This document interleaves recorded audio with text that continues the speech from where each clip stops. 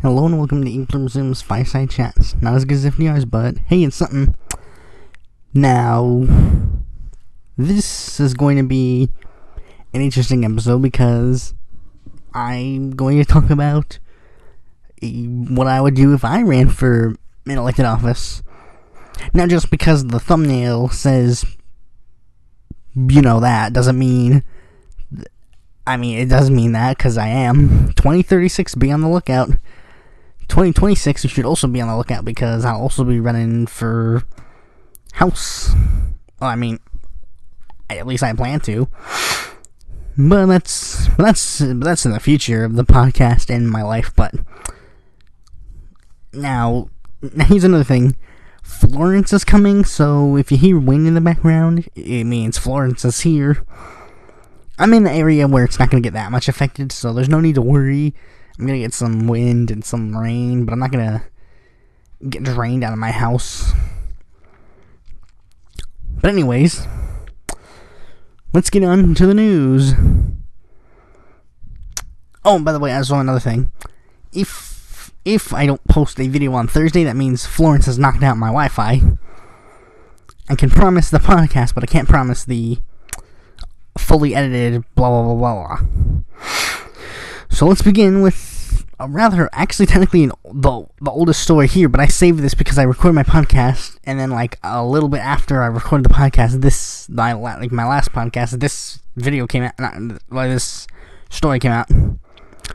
Bernie Sanders introduces the Bezos Act, slamming Amazon's low wages. Senator Bernie Sanders and Representative Ro Khanna introduced legislation on Thursday aimed at shaming large profitable corporations like Amazon and Walmart. The Bezos Act would tax corporations for every dollar that their low-wage workers receive in government assistance. I say great idea.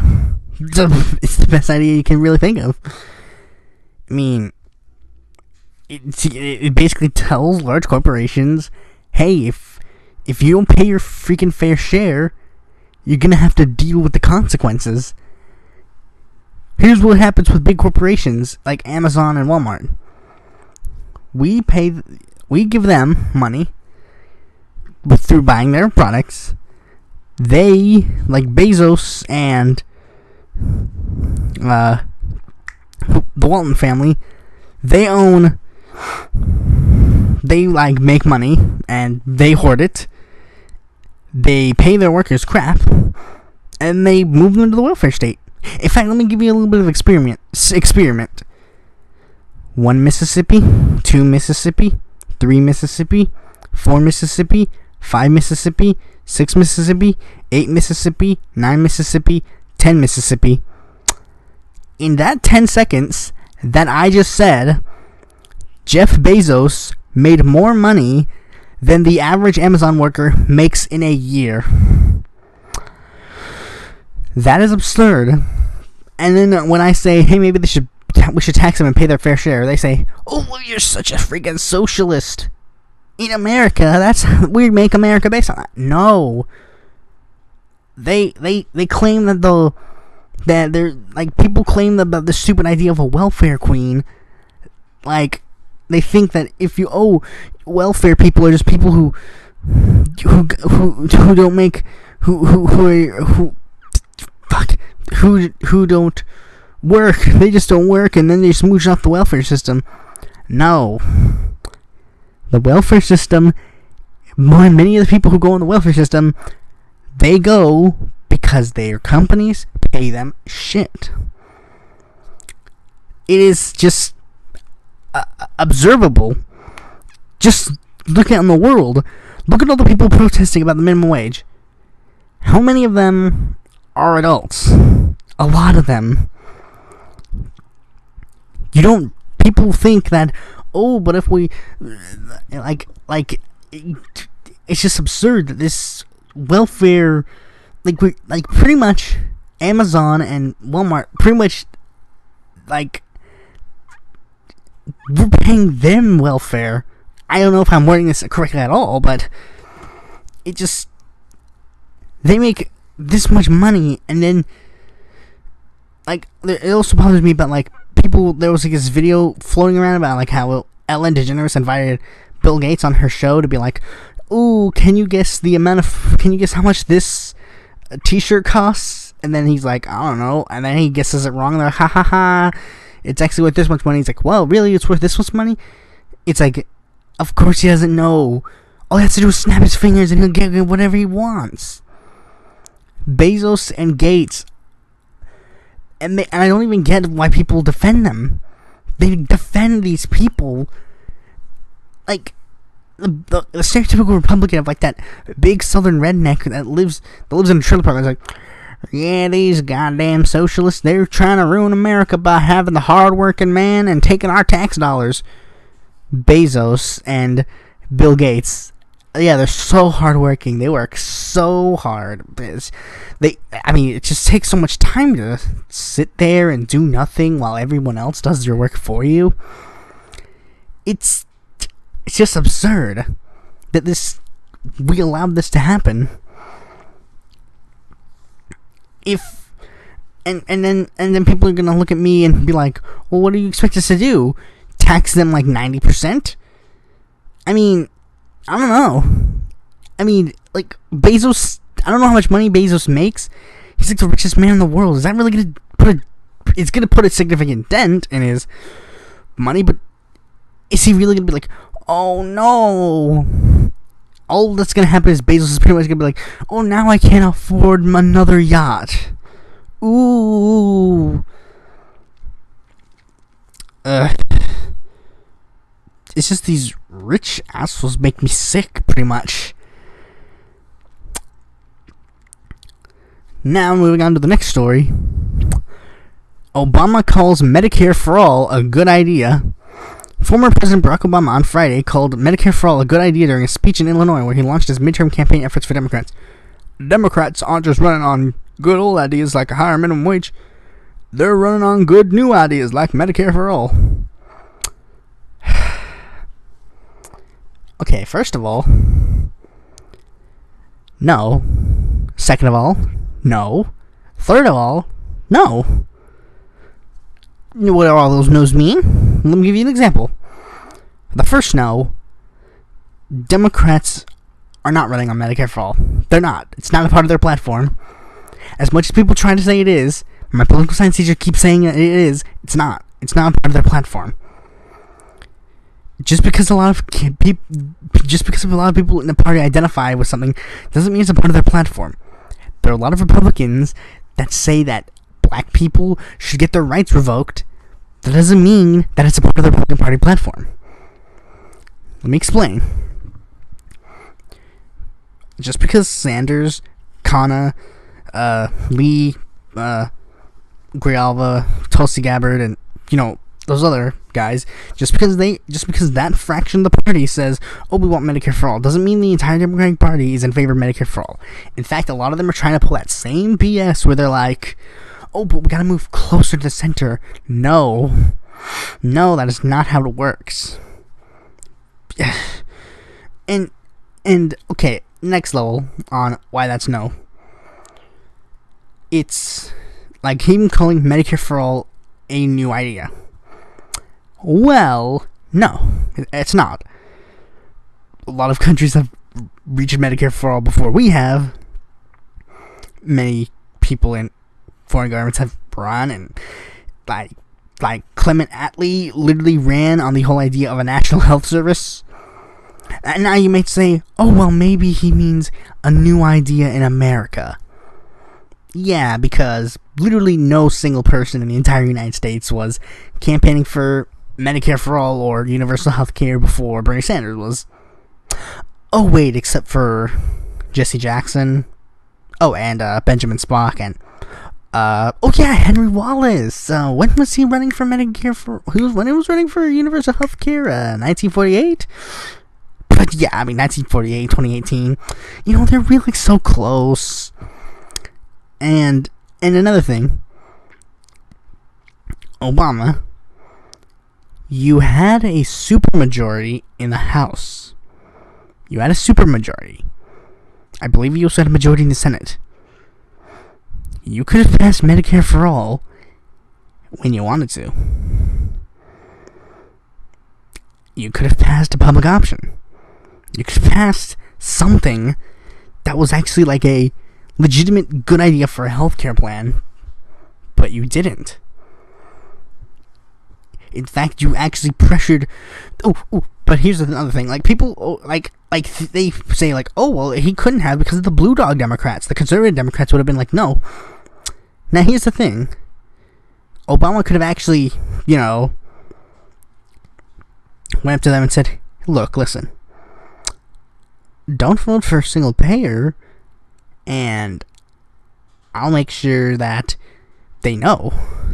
I'll make sure that people know who didn't vote for Medicare for All and who's to vote for when it's time for your election. Not you. Because that's the thing. That's actually something I did. Well, not in that way. When Obamacare was going to be passed, people like Dennis Kucinich, I believe this was about Dennis Kucinich, he was talking about, he was looking for the plan, and the plan didn't include a public option, so he was kind of hesitant to pass it. I believe it was either him or Russ Feingold.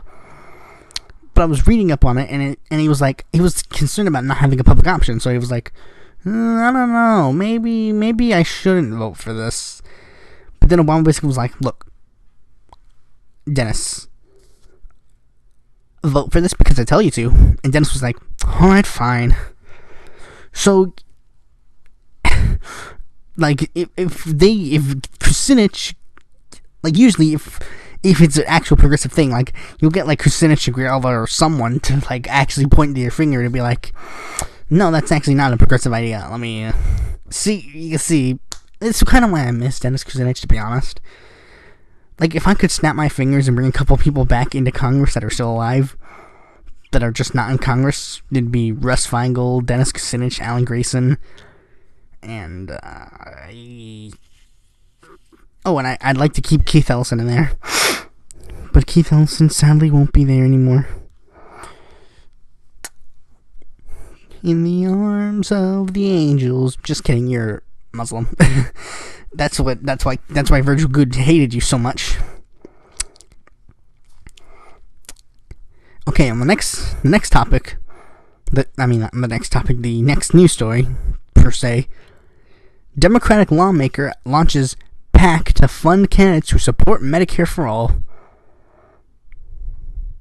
Her name is Pramila Jayapal, to be exact, but, there's so many lawmakers that are her, so why keep count?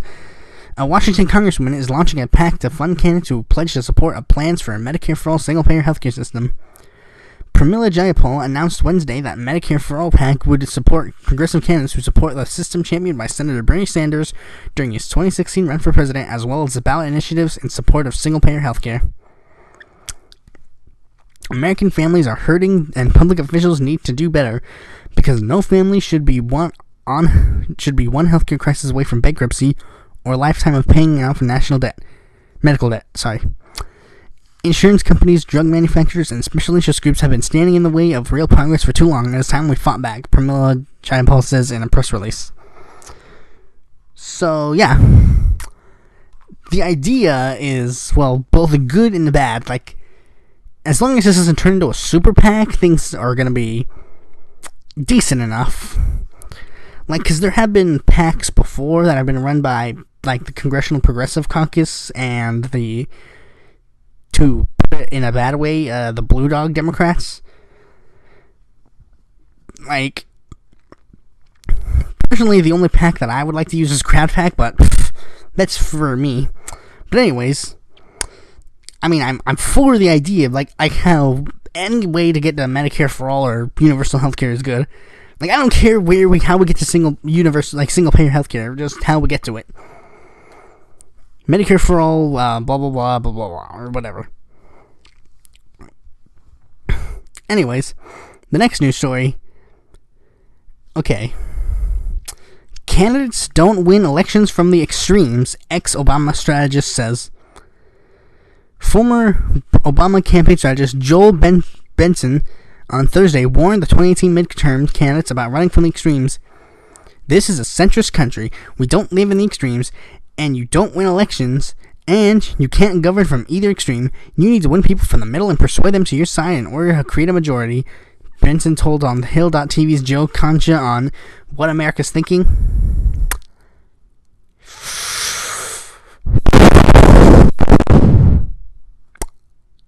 No. That's not true. That is not true at all. Oh wait, what a shock! Someone related to someone in the Obama administration lied out of their ass. Ooh, America is not a centrist country. Deal with it. Just gotta deal with it. And I will tell this to everybody that seems to think that America is not a centrist country.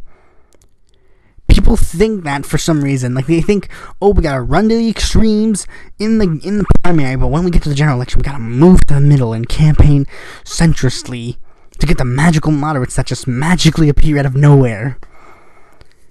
No. That's not how it works. That is not how it works.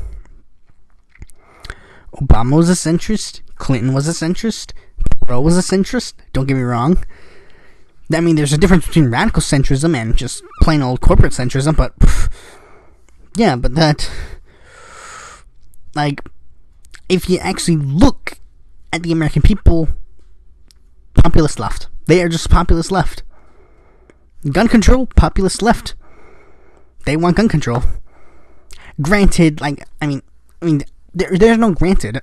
What I'm advocating for and what many left-wing politicians are actively campaigning for is what the American people want. Just get the guns out of the crazies, give better funding to mental health research, and boom. That's what they want. And stricter background checks. Then, in regards to healthcare, 70% of the American people want Medicare for all. 70%.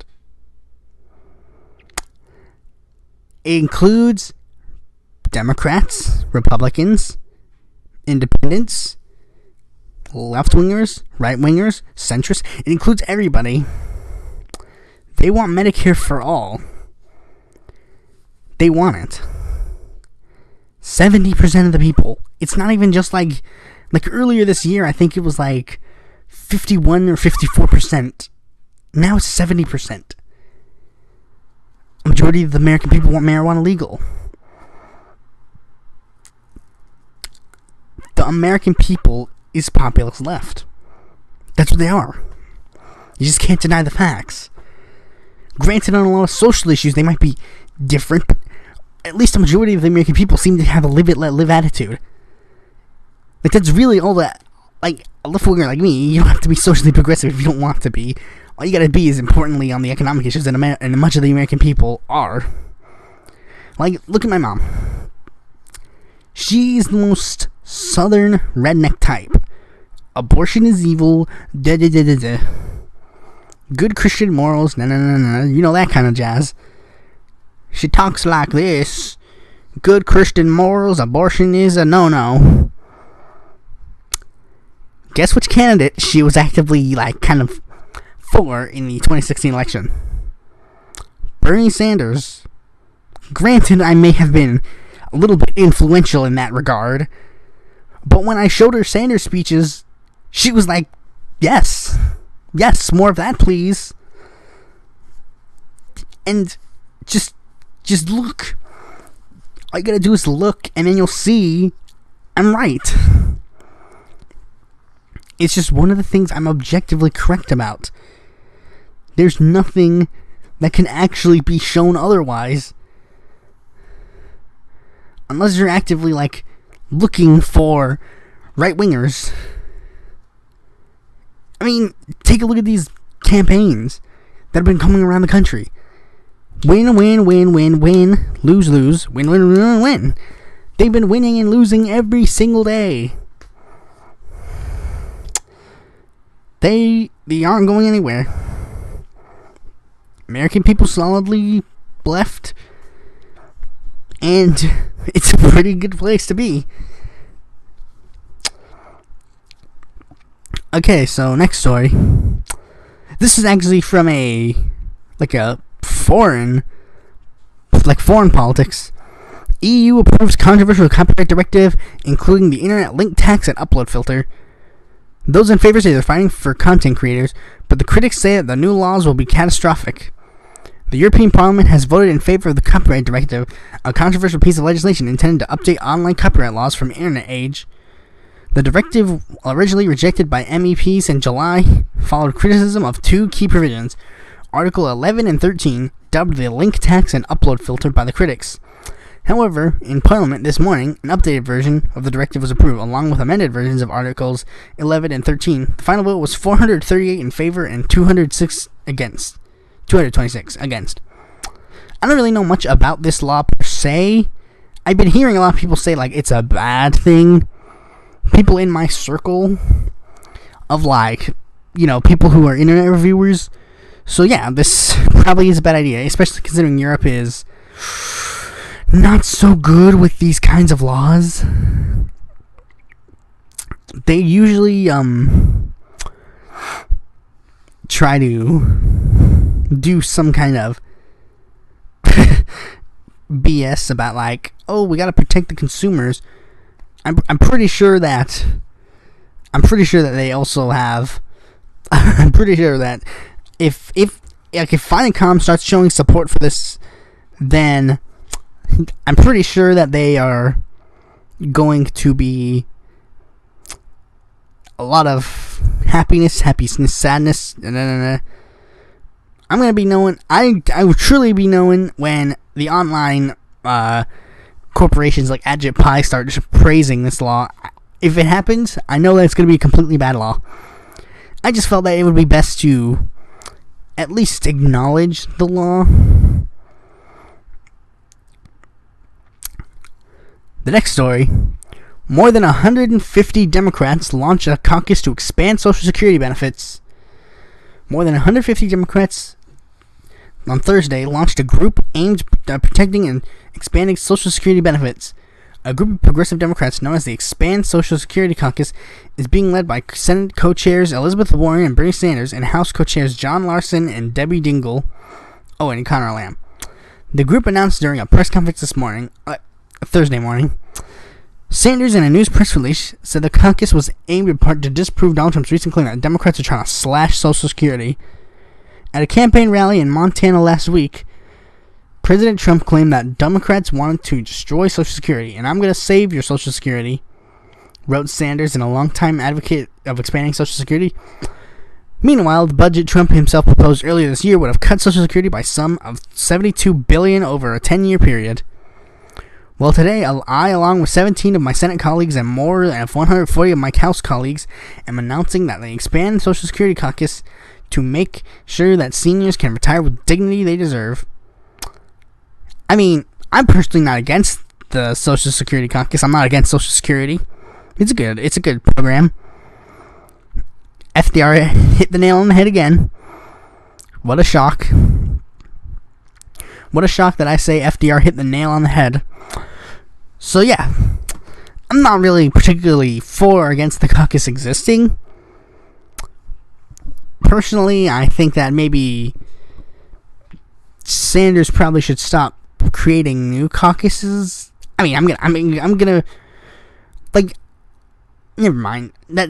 I'm gonna leave that in just because I want to leave the unbridled. It's kind of like Keith Ellison and the Medicare for All caucus. It's like, well, yeah, I get you're trying to do this, but you know, kind of your ambitions might be to go somewhere else at the moment. Presidency for you, Sanders. Keith Ellison seems to want to go to Attorney General for some reason, because I guess this is a good idea for him.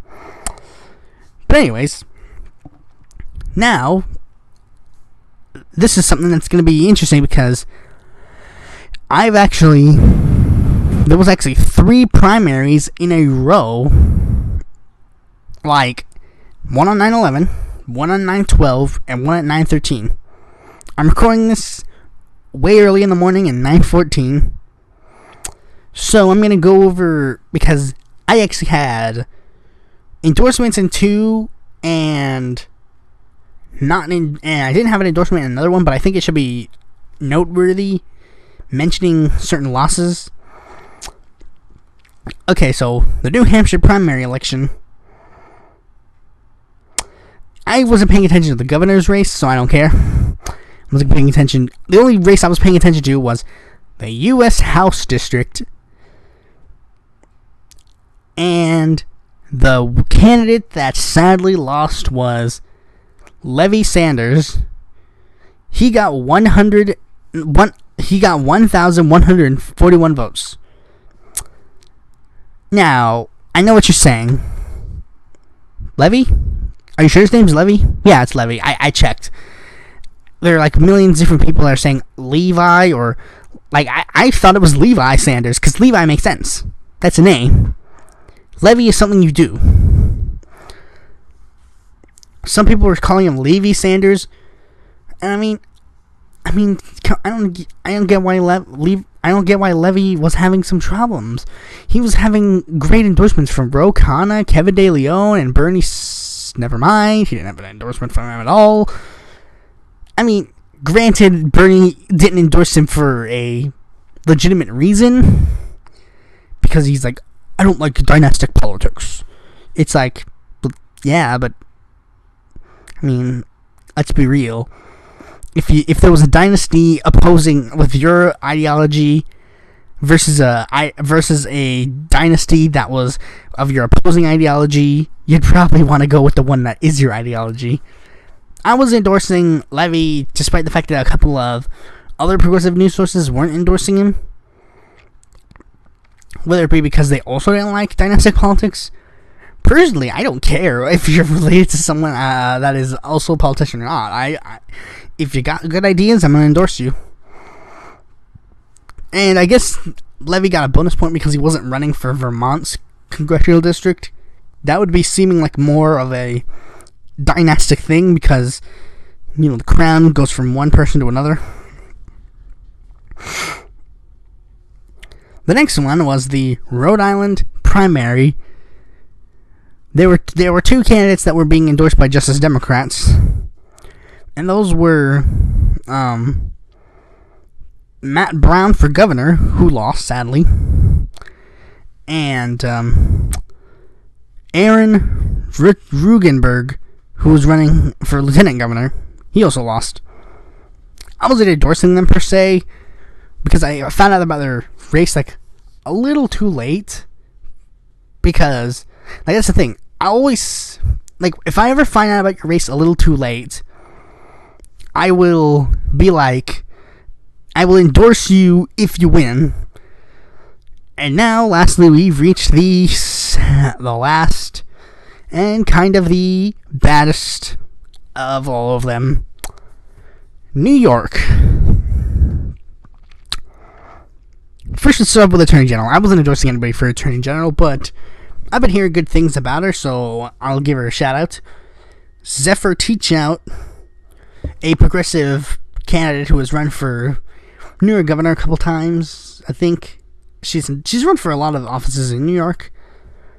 She sadly lost for Attorney General. Now let's move on to Lieutenant Governor. We have Jumaine D. Williams, who also lost Lieutenant Governor. These two were actually Bernie Sanders endorsed. Believe it or not. Sanders actually openly endorsed these two candidates. Granted, it was a week before the election, but come on. You gotta give Sanders some credit for actually endorsing. Sadly, where the endorsements were not, were in the New York gubernatorial race. The New York gubernatorial race was the race that was the biggest hill to get on top of, but still a worthy hill to go on. Andrew M. Cuomo versus Cynthia Nixon. Nixon, of course, sadly lost. Larry Sharpe was correct. He said in about a week she wasn't going to be in the race. So, yeah. She's technically still on the ballot as the Working Families Party ticket, and she could pull a Joe Crowley, be like, well, actually, I'm going to stay in the race, which I would. But she said that she's going to run she said that if she lost, she's probably going to run on a paper candidacy in in a state or local house race. So yeah, she's going to not be on the website for a bit. That's the thing. If her name's still on the ballot, I will keep her name on the website. If not, my endorsement will completely 100% go to Howie Hawkins. Which Larry Sharp has criticized, like, hey, hold on, he's open to the idea of being called a communist. So? Howie Hawkins is just this quirky old man who's, like, got some socialist tendencies. So, yeah. Now let's move on to the political party of the day. The political party of the day we have today is the American Labor Party. This party is currently non-existent. So, yeah. The American Labor Party is a political party in the U.S. established in 1936, which was active almost exclusively in the state of New York. The organization was founded by labor leaders and former members of the Socialist Party of America. The party had intended to be a parallel role to the British Labor Party, serving as an umbrella organization to unite New York Social Democrats and trade unionists who would otherwise support candidates of the Republican and Democratic primaries. Now, to say trade unionists would support Republicans is a bit absurd. We gotta remember, this is the old days. So, yeah, there probably were a couple of Republicans that could actually take a trade unionist. But anyways, it was pretty much just a bunch of socialists that wanted to support Franklin D. Roosevelt's re-election campaign in New York. For president. So they pretty much just were like, yeah, screw you, Norman. We're just gonna head out and form our own party. And they pretty much just endorsed Democrats. Like, they endorsed FDR for the 3 term, like for 1936, 1936, 1930. No, 1930. No, 1936. 1940, 1944, they endorsed him. Then in 1948, they endorsed Henry A. Wallace's campaign. Then in 52, they endorsed Vincent Hallidan's election. Then in 1956, they just flat out lost. They just decided not to exist anymore. Their ideology was democratic socialism, social democracy, laborism, and, hints of socialism here and there. It was pretty much taken over by a political party called the Liberal Party of New York, which will get its own mention here. Not here, in a different podcast. So, yeah. There's a lot of more information, but I think it'd just be best to do a bit more research on your own. So, yeah. Now, this is an interesting topic that I'm not going to have a script really, per se. So, yeah, so prepare for a lot of ramblings and and actuallys and blah, blah, blah. So, the topic of the video is, of course, me running for office, which is something I want to do. I will definitely going to do it at one point in the future. Now, here are some questions that you may have. What offices would I run for? The answer: House and President. Those are the ones that I truly have plans of running with, and plan on sticking with them. And like any other office, like governor or senator, those are, if I do run for them, it'll be like an afterthought. My plan is to be literally in Congress for like 5 terms, and then run for president, because then I'll be old enough. So then you can't say like, oh, you don't have experience. It'll be like, bitch, I do. So the next okay, so what would I like? Pretty much, I would do a lot of like I would do the like I would be a progressive like Sanders, obviously, and at my time there, I would definitely like. Here's the thing: if you say, well, 5 terms, that's a long time, boy. You sure you're gonna want to do that? That's the thing. I'm gonna be like an Alan Grayson type progressive there, like cruel, mean, and will talk to you and say you're an asshole right in front of your face, even on the House floor. And I'll make it very clear to every single person in that room. I'll be like, look, guys, you're gonna be seeing me here for 10 years. The only way that you are gonna stop me from being here for 10 years is passing this piece of legislation that will give us term limits. Capiche? And so what are they gonna do? They'll probably try and smear me, but whatever. I don't care. So, but now then, another question that you might ask is, what party would I run for? Now, this is actually going to be the question, because this is a question I actually think about every day. Like, what would I run for? Because ideally, I would want to run with the Green Party or the Justice Party or the Peace and Freedom Party or some other left-wing party that could, actually like bring a left-wing message to Washington. Well, also getting me the whole like, oh, I get to be the Green Party guy. Am I right? Isn't that cool? But, the Green Party barely gets on the ballot in North Carolina, so I'll be having a lot of trouble if I try to do that from the get-go. Basically, what I think is, like, I have multiple electoral strategies that I would do. One would be running for the Green Party nomination and the Democratic nomination for a House run, and basically just tell the Green Party, like, look, I'll run for both of your tickets so I can get my name out there and,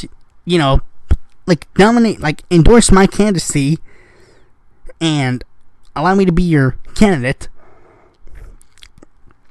And when I win the Democratic nomination, I'll just say, like, well, I'll have the Green Party nominee too, so I'll just be a Green Party.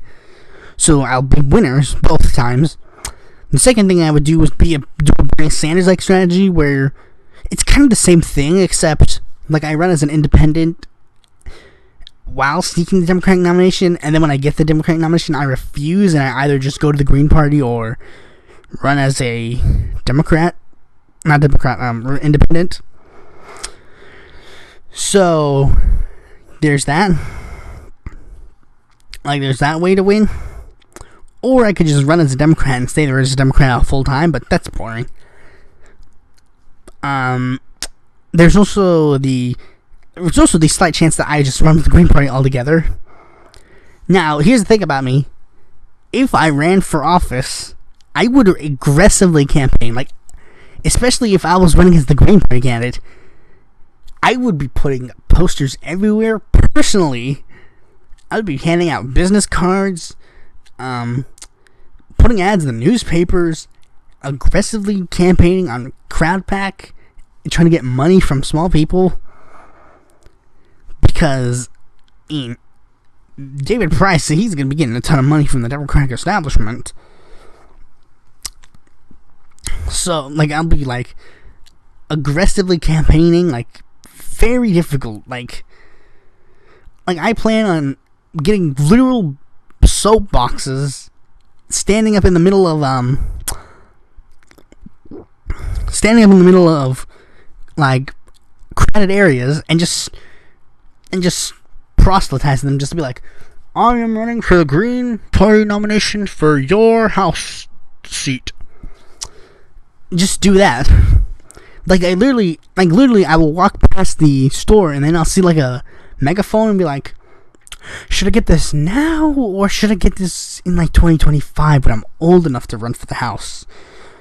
So then I will also actively try to seek endorsements from big people, like like if Jill's like not to be bleak, but if Jill Stein's still alive, or Ralph Nader even, I'm gonna be calling them and be like, yo guys, gonna need your help. Campaign for me in North Carolina 4th District. Please. Or it might not even be the 4th District. It might be whatever district I'm districted in. Currently it's the 4th District, so but there's a slight chance that might be turning into the 13th District. It happens a lot. I'll also just aggressively be going to online media to get my name out there. Just go. Just keep. And like, because that's another thing. The only thing that I could be better at than the actual office holder, like the ticket, the only job that I could foresee myself having in the, presidential or like with running for office is just be me being the campaign manager, getting your name out there. I would be like Farheen Hakim in the Roseanne for President movie, doing all the work. Like John Wolfe, when I interviewed him, he told me like campaigning is more fun. The campaigning is fun, and he likes doing it. I guarantee you that even if I don't win, I'll just be a perennial candidate. I'll just be running all the time. And I've told people before this, but this is the parties that I would go and call up and see if I could at least get their endorsement. Green Party, Justice Party, Pirate Party, Working Families Party, National Atheist Party, Legal Marijuana Now Party, Party of Reason and Progress, Peace and Freedom Party, even the Socialist Party, because they actually have a place here in North Carolina. And I would just, I even have like a 5-plank platform. I want to design a logo, because I don't know how to do Photoshop, so I can design a logo pretty decently. And it would be like a hand reaching out, and each of the 5 fingers would have like one thing of my platform. And my platform would be very simple. Get out your hand right now, and you'll see how it would look. You can envision it on your hand while I say it. 1, these are my 5 planks of my platform. The 5 things I would be campaigning the hardest on. 1, enacting universal single-payer Medicare for all ASAP. 2, ending the war on drugs and legalizing marijuana. 3, combating climate change now. 4, ending every single armed conflict that the United States is currently involved in. And 5, fixing our broken electoral system in any way possible, paper ballots or anything. Of course, these would be rather vague. It'd probably be like Medicare for all and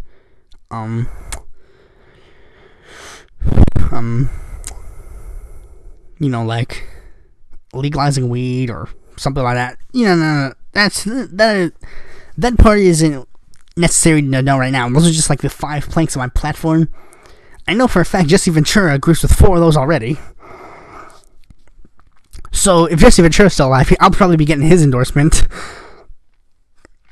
Now, of course, there's only one problem that I foresee myself in. I'm actually technically really good at talking and debating, at least how I've been practicing. But I've never really had the chance to, and I don't think in a congressional race I would have the chance to, because they don't debate. They actually don't. I looked it up. It's not legally required for them to debate. At least not how I've seen them. I haven't seen a single debate for David Price that wasn't organized by some small group for YouTube views. I would be challenging my contenders to a debate all the time. I'd be holding rallies with my libertarian ally to get our names out there. And that's the thing about if you run as a third-party candidate, you immediately become friends with every single other third-party candidate, even if you disagree with them politically, because you're all trying to get the common goal. Get your name on the ballot so that you can take down the Republican and the Democrat. Now, another thing, this is a slight tangent, but like, again, how would I do in there? I even have plans of getting joining a couple of caucuses, obviously. Congressional Progressive Caucus, Congressional Free Thought Caucus, Congressional Cannabis Caucus, Blue Collar Caucus, No Patent Caucus, Medicare for All Caucus, Climate Solutions Caucus, and I even have plans of creating 2 more caucuses, a third-party caucus, which would be a caucus of third-party candidates, and a Solidarity Caucus, which is a union caucus, like a caucus for unions and union workers. The first one I don't think would get much traction because, there's a slight chance I might even be the only third party in the thing. Although I doubt it. I think Kenneth Mejia and Rodolfo Cortez Bergan, at least Kenneth Mejia, will probably be getting to Congress as the first Green before I am, which will stink kind of, because I kind of want to be the first Green Party in the House, but whatever. I really don't care. As long as the ideas are getting out there, I don't care who says it. Now, another thing is, personally, and there's actually something funny. I think, due to the fact that I would be a Green in Congress, like, this is just play imaginary land, but I guarantee you that I would get a lot of people thinking that I'm gonna be a swing vote for some reason. Like even though I'd caucus with the Democrats, technically, because, you gotta do that, because I can't form a Green Party caucus on my own. So, they would, I think the Greens might actually, not the Greens, the Democrats might think I'm a bit of a swing vote, so they might try to get me just to clear your loyalty to the Democratic Party, and maybe we can, I'm like, nah. So, the next, another thing that would happen is, Speaker of the House, this is a small tidbit, but, Speaker of the House elections, who'd I vote for? Let's say I was in Congress right now. Would I vote for Nancy Pelosi? No, of course not. But the thing is, my vote would go to someone else. It could be me. I might vote for myself. But there's also the chance that I would probably vote for a progressive challenger. Maybe I'd pick Raul Grijalva. Or maybe I'd pick Rokana. Barbara Lee. I will kind of do, dickish things to the Democratic Party, just to be, a little bit of a, bit of a dick to them. And I'd be, truly, an Alan Grayson to them. I can look at I would look at their establishment right in the eyes and just, I even expect, if I am the Green who's running for Congress, I might expect people to be you're a spoiler, you should probably drop out of the race. And I could be and I would legitimately tell them straight up, but I heard about this big spoiler, his name is, he's the Democratic challenger, he just keeps thinking that he just keeps trying to steal all these votes away from me, he should probably just drop out of the race. So, I would, I believe I could, hit back hard. Especially considering I'm kind of a shy person in real life.